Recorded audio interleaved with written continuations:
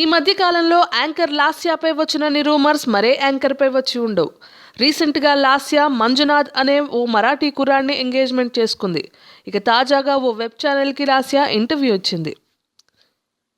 అయితే నిశ్చితార్థం జరగక ముందు నుండే తనపై చాలా రకాల పుకార్లు వినపడేవి. లాస్య కొంతకాలం నుండి బుల్లితెరకి దూరంగా ఉండడంతో అప్పట్లో బాగా ఫేమస్ అయిన యాంకర్ రవి లాస్యాల జోడీల మధ్య విభేదాలొచ్చాయని, రవి మోసం చేయడం వల్లే లాస్య డిప్రెషన్లోకి వెళ్ళిపోయిందని, సూసైడ్ కూడా చేసుకోవడానికి ట్రై చేసిందన్న రూమర్స్ వినపడేవి. వీటన్నిటికీ సమాధానంగా లాస్య యాంకర్ రవి కేవలం తనకు ప్రొఫెషనల్ ఫ్రెండ్ మాత్రమేనని కేటగరైజ్ చేసింది ఈ ఇంటర్వ్యూలో. రవికి తనకి మధ్య ప్రొఫెషనల్ దోస్తీకి మించి మరేం లేదని అంటోంది.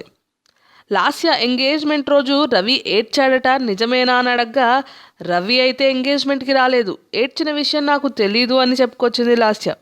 ఈ రివీలేషన్లో భాగంగా యాంకర్ రవికి ఆల్రెడీ పెళ్ళైపోయింది అంటున్న లాస్య తనకు ఓ పెళ్ళైన వ్యక్తి ప్రపోజ్ చేశాడని, తను ఎస్ అంటే వైఫ్కి డివోర్స్ ఇచ్చేస్తానని అన్నాడట. ప్రస్తుతం మీడియాలో ఆ పెళ్ళైన వ్యక్తి రవినే అన్న ప్రచారం జరుగుతోంది.